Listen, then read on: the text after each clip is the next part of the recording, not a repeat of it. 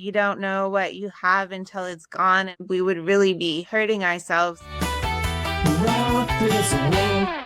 You are running for mayor. So let's tell us why you're running for mayor. Maybe just a little bit about who you are, how you're connected to Logan, and go from there. So, my name's Alanna Nafziger, and as you've just said, I'm running for mayor of Logan. It was kind of a surprise decision, actually, to run. I never expected to run for public office. I grew up in Logan, and so I know it really well, I think. I've dabbled in local politics. I was on my neighborhood steering committee for several years. And then in May, I graduated with my master's in landscape architecture. And that's a degree that really includes a lot of urban planning and this kind of facilitation of collaboration on really big, complex projects. I just started seeing that the skills I was learning and practicing really seemed like they were needed in Logan right now, since we're going through this incredible, I guess, transition. We're growing very quickly and we're experiencing all the challenges that come with that, like strains on infrastructure and also strains on the social structure that we have here. And we're kind of losing some of the things that I really love and care about. I talked with a few members of the community and I decided to give it a go because I really wanted to put the skills that I have in service of the people of Logan and kind of see how we can direct the growth we're experiencing and where we want to go. You mentioned things that you really love and care about. That was kind of, you saw those disappearing, and that was kind of why something that kind of gave you the fire to run. I'm curious if you have specifics on the things you do feel that are changing in Logan, that you do see you're worried about them disappearing or that they're threatened. What specifically are you referring to there? Specifically, I think of the Little Logan River, which is also the north branch of the Logan River. And it's kind of been managed as a canal. And there were plans to pipe it originally. Those plans have changed and it's kind of unclear what the plan is going forward. That river just really, it runs through a lot of our city parks, and I think it's important. Basically, this proposal to pipe the river was part of the Logan River watershed plan. And that branch of the river has been managed as a canal maybe since the 60s. That's also a little unclear. But so it just got lumped in with the canal system. And they started talking about piping it. And I just felt like, wow, this river. I mean, I grew up playing in the river and I just watch kids playing in it, like in the parks, the people sitting by it, like people love it. And honestly, there's a lot of research that tells us that having open waterways in our communities has a really positive impact on our overall health. So that to me is something like, wow, we want to really keep that. It seems like I don't really see that same attitude coming out of Logan City. And so that was kind of my entry point into local politics, actually, is trying to address this issue with the river. And I just then started seeing this pattern where members of the community are coming forward and saying, we really care about this. We really want to keep this. The Canyon Road trees, which I think you're probably pretty familiar with, and that's another one. And so I just saw this emerging pattern of like the city not being able to engage in a meaningful conversation with citizens around these things we want to keep. And with that too, I don't see a lot of inclusion in like new development of green space. I think that ultimately is a mistake, honestly, because, as more people are here, it just becomes more vital to have these open spaces. And I think because we've had them for so long and we're so lucky here with just like, all this open farmland, the canyon's just right here. I think we're like a little bit spoiled in that regard, but it's kind of one of those like you don't know what you have until it's gone. And I think going forward, we would really be hurting ourselves to not try to include those like open spaces and green spaces and kind of more iconic things that really make Logan such a great place to live. Logan is growing. I don't think that's going to change anytime in the future. Are there any specific pain points with like infrastructure and growth that you have seen or that you have noticed? Do you favor like a, kind of fill in the undeveloped area that's already within the city, kind of grow in and grow up or grow out? I think we definitely need to look at infill. I don't think we can really grow that much more out because we have, the mountains on kind of the east side of Logan, and then out to the west we have Cutler Marsh, and a lot of that is really just we can't really build there, nor should we, in my opinion.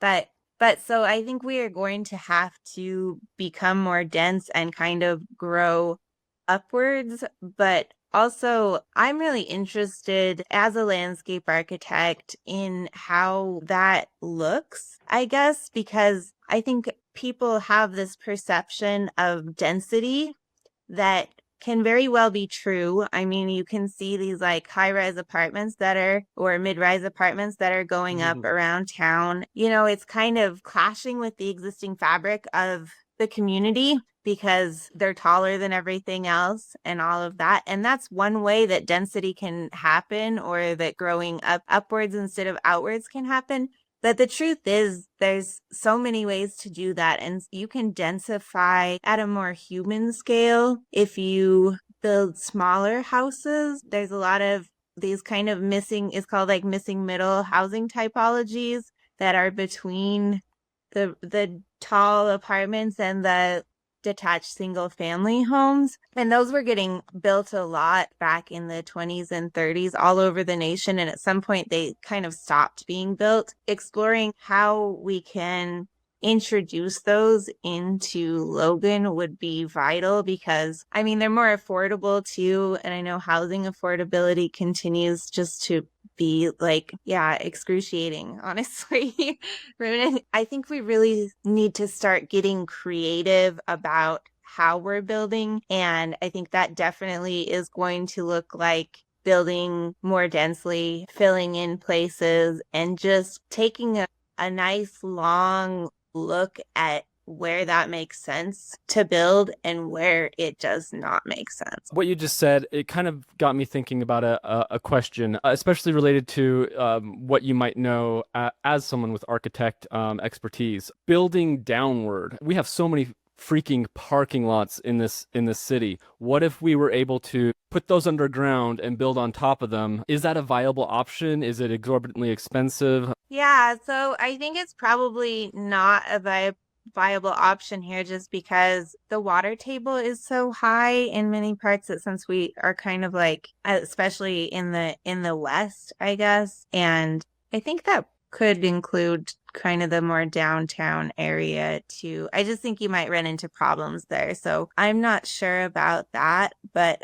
you bring up an interesting thing with the parking, because there's like parking minimums associated with building right now, and we don't actually have to have those. And so we could start to eliminate parking or change it in ways and not require so much parking for like future development, which would really help us, have space for maybe more meaningful things. Any issues that you potentially see with parking garages with rooftop parks or rooftop green spaces? That sounds great. I think that those structures are oftentimes like very expensive. So I would say like that would be the tricky part of that. But just having them, I think, would be a really nice option. I think those are great spaces when you can have like green roofs and rooftop gardens. That's all really nice and really like kind of decreases, the heat island effect of the city, and gives some softness to this otherwise really hard kind of built environment that we're putting in place. You mentioned you feel like in Logan City's current like kind of political environment that Logan's residents don't really have a voice. I'm curious how you might work toward changing that, work toward having Logan residents involved in decisions? Public engagement is key and it's also complicated. And because we have this situation where it's kind of broken down, in my perspective, then there would be definitely some work needed to kind of repair that. The university it's like a community, it has a community engagement designation. I think the Carnegie Community Engagement Designation is what it's called. But they have experts in engaging communities. There's also, facilitators nationally that come and essentially help put those frameworks in place or can. Essentially, you can just start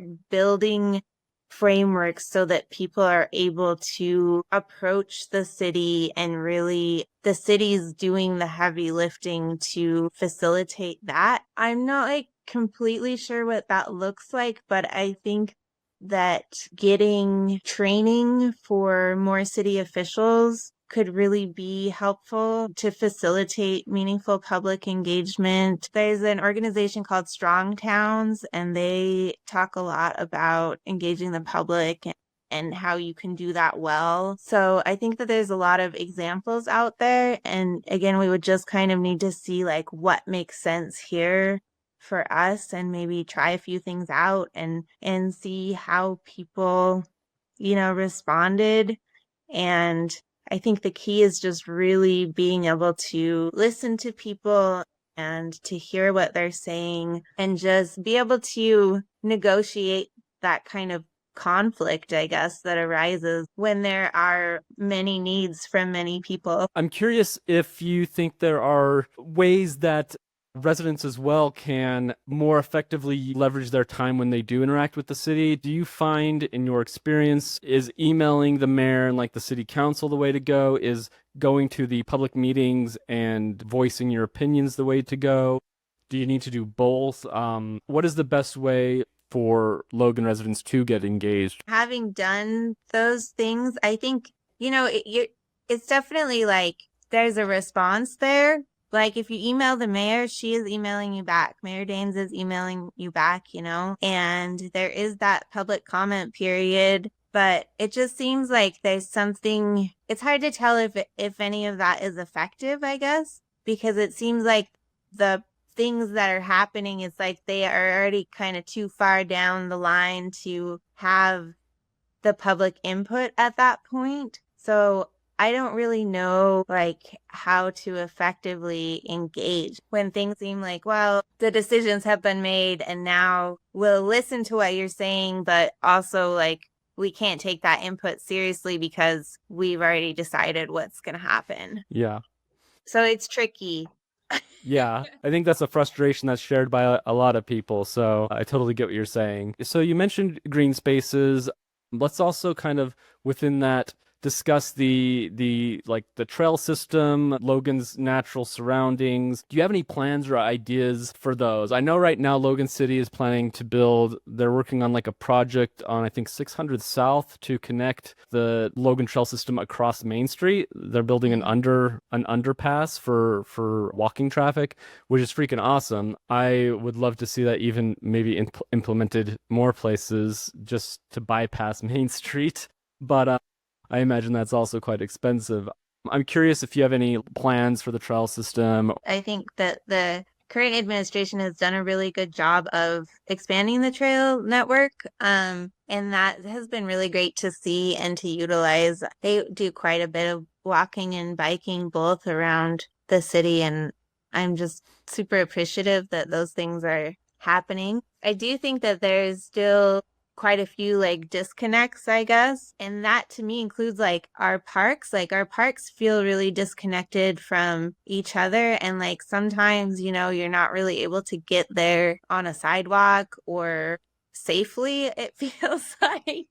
And so I would really want to look at how we could create kind of a pedestrian corridor that was connecting green spaces and also where it would make sense to expand or create new parks within the city and just make sure that those are connected too so that people have like a really safe, enjoyable option of like walking or biking to the parks and then perhaps to another park. You could do that following along the north branch of the Logan River too, and ultimately connect all of the trails from Logan Canyon out through the marsh so people could really experience that like incredible ecosystem, and kind of create more of a connection with it.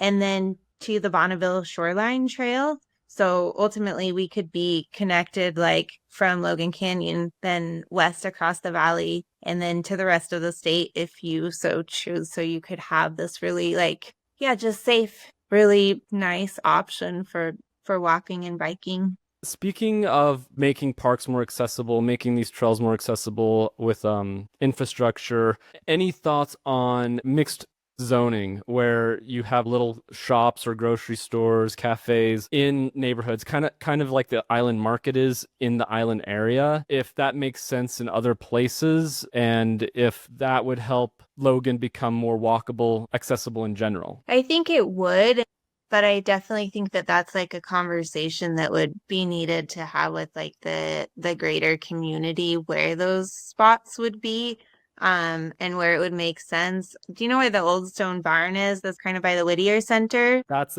pretty much my backyard, yes. Well, I don't know if you've lived up there for a while, but I just heard that there was a project maybe to try and convert that into kind of an island market type store, and that people were really not favoring it. And I'm not sure if that's true or if what exactly happened there. I don't know if that's true. It would not surprise me to hear that people did react that way. I think that's personally unfortunate if that is true because I would kill to have like an island market or like a coffee shop right next door so I can just roll out of bed in the morning. And part of it might be that I generally work from home. I've been a remote worker since 2015, so way before the pandemic. But like even, someone coming home from work, who wants to like hop down to like, the big box stores that are blocks away when they can just walk across the street or walk down the block and get like a snack or, some small grocery items, whatever they need for dinner that night. But I also understand the NIMBY not in my backyard mindset, and so it would Yeah. surprise me either way on that. But personally speaking, that would be unfortunate. I will say this though, I would love to keep the bones of that building. It's historical in a lot of ways. It is like run down at this point, but it is and can be very pretty. Yeah. And I think it would be cool to see something done with that space that can benefit like the neighborhood. I think so too. And just talking about NIMBYism, I think that people feel like when they're not involved in a process like that, then they're less likely to want to be like, this is great, you know? Or maybe they have some preconceived notions about things that would happen because of it. I think when you can really start to have conversations with people about what that could look like and, maybe have some like graphics of what it could look like or something like that and just invite this conversation, then you can start to kind of maybe address some of the concerns that people have and get people on board in a way that doesn't happen when it's just like, we're going to do this. We're going to put a store here, you know? But I think Logan has a lot of potential for that. And we used to have little stores all over Logan. Things like that, really could strengthen the local economy too. Spending money at local businesses is like such a good way to just keep the economy really strong and thriving. And I think it's a really important piece of healthy city. So speaking of like the economy, jobs, obviously the job market is very rough right now, I think across the entire nation. I'm curious how you feel the job market is doing in Logan, if you have any insights onto that, and if you have any ideas for encouraging job making, or what you think Logan needs to do differently to build more jobs. I think that housing really ties into that too. There is a lot more remote work, I think, but it's hard to invite people to work in the community when they can't find housing in the community. Yeah. So that's really tricky, and state of the job market in Logan is not something that I know a ton about, but just from my personal perspective, it feels like there's kind of a gap. There's a lot of service jobs and jobs that maybe are more like aimed towards college students. And then there's like not as many other jobs. I think we have a hard time retaining people who are graduating from USU unless they're going to work at the university itself. It just seems like we really might be missing some of those more like career jobs. I think that's really difficult to address and also would be great to try to like do something to encourage like entrepreneurship. I mean, changing things like zoning so that and encouraging people to start small businesses like the store we were just talking about,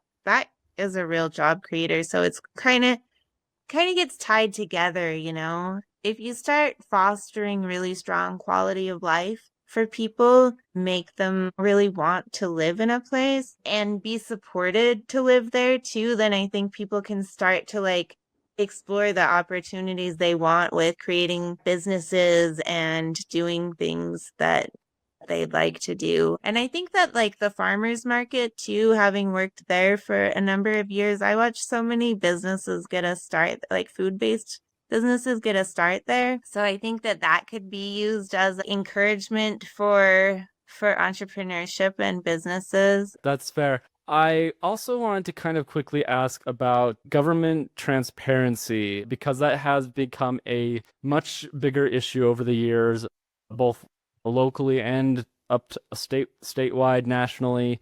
I'm curious if you have any thoughts on Logan's current level of government transparency, if there's anything you would seek to change in terms of government transparency under your administration. I think that it's really important to have a transparent government and to make that accessible. And that again is part of like the public engagement and really building trust between a government and, you know, the people that it's tasked to govern. And so I don't know exactly what that looks like, but definitely keeping things transparent and accessible and making sure that people are understanding how the decisions are being made, when they're being made, and like the various stakeholders and groups that are involved in making them, I think is really vital. I think that that's how you create accountability too. You know, if people can really see what you're doing and they don't like it and they can say, hey, we don't want you to do that. That specific thing that you're doing, you say like, oh, okay. Like, you know, you can respond to it in a way that you can't if people are having a hard time even knowing like what is going on. Excellent. So recently, there's been talk about local law enforcement partnering with ICE. And ICE has been obviously a big issue, certainly nationally. There are very divisive opinions on, ICE and immigration right now. I'm kind of curious if you have any thoughts on Logan's law enforcement agencies partnering with national agencies on immigration. With ICE in particular, I am pretty strongly opposed to that because it's still allowed that ICE can have their faces covered. They can wear masks in the process of doing their jobs. And I think that throughout history, that's proven to be a really problematic thing. And that it really starts to sow a certain ugliness in a community and really creates a lot of fear and ultimately is just incredibly damaging to communities. I think that unless that they could change their process to be more transparent and understandable, then I can't see building a partnership with that as beneficial to Logan or to any community, really. That's a great point to kind of double down on is just, we're talking about transparency in government, people being able to connect and engage with their representatives. Mask wearing kind of flies in the face of a transparent, accountable government. Switching gears now, education. This is a very family oriented community. public education is a very big part of child development. Now, education is obviously like it's run by school boards and everything. What role do you think the mayor should have, if any, in Logan's, education? The mayor and the city government really plays a role in that just because it's so important for people to have the support they need and for children to have the support that they need so that they can effectively learn.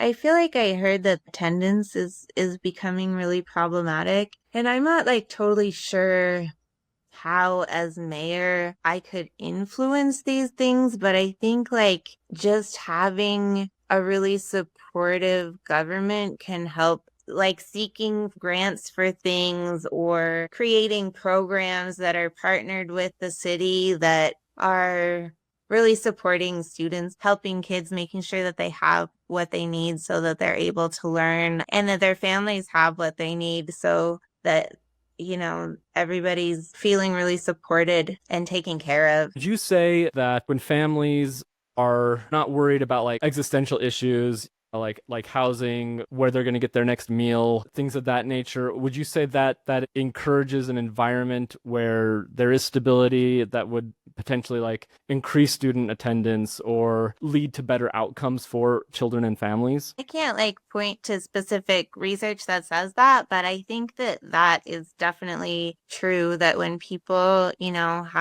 have homes and they have enough food to eat, then they're in a place where they can learn and engage in other things than trying to like constantly get those basic needs met. And I would actually really love to see like, some school gardens. I know that a little bit of that has been pursued here, but I think that's a great way to both like start increasing food security for people and then also educating kids on growing food. And it has a lot of benefits too, just in and of itself. I was a farmer for a lot of years and I think I love that, but it's such a rich environment for kids and it provides so much and creates more of that stability and health and then access to fresh produce that has a lot of really amazing impacts for people. If I'm recalling correctly, there's a fair amount of research that shows that, like,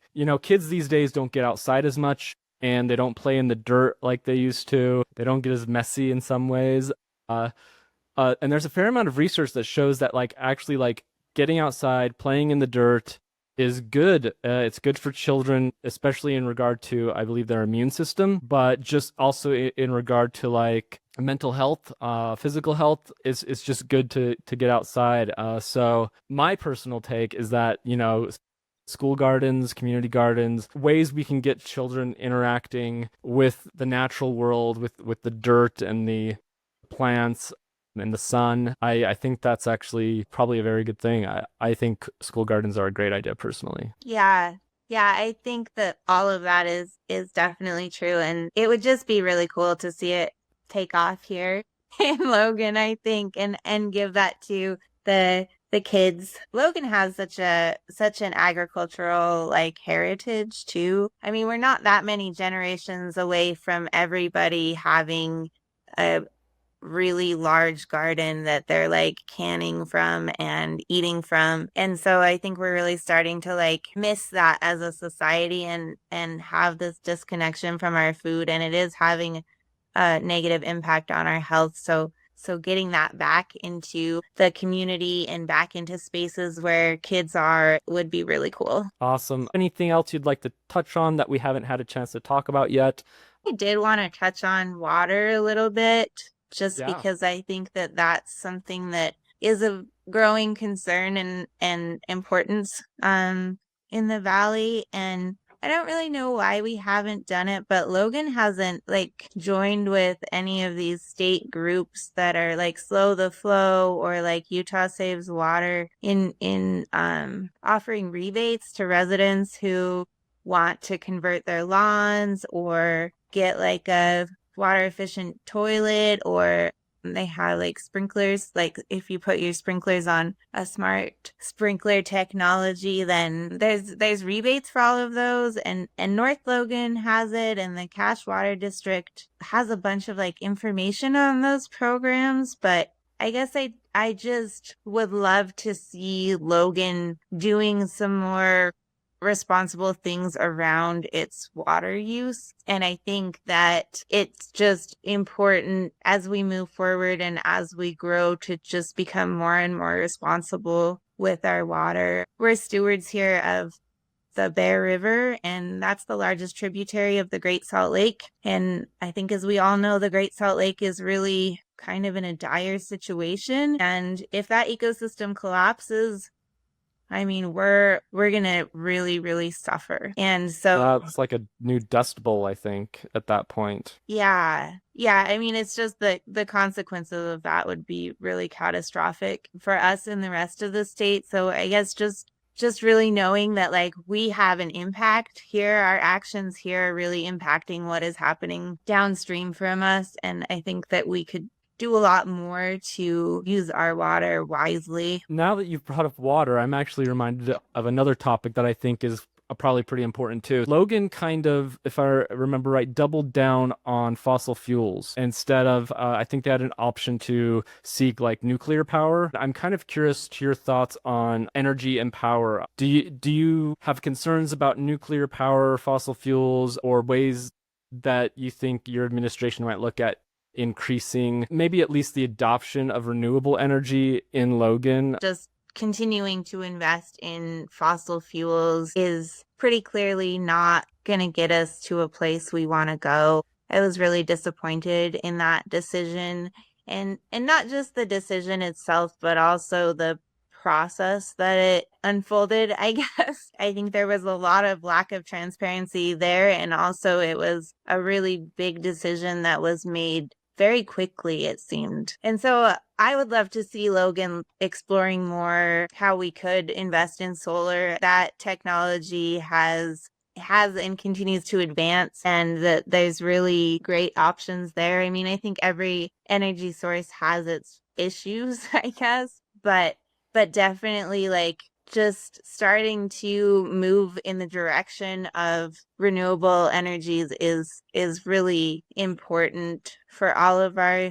safety and health. And I kind of have a lot of mixed feelings about nuclear energy, I guess, just because it is like a clean energy, but then also like it's creating this toxic waste. And where is that going? And it also uses a lot of water to cool the systems. And so when we're facing all of these concerns with water, I don't know if that's really like the right choice. But yeah, I guess I'm definitely in support of like exploring what renewable energy makes sense for Logan. And I don't know if that's something that we can do after this agreement, because it was a lot of, I mean, I think that it was over $500 million, if I'm recalling correctly, that the city has invested over the course of 30 years.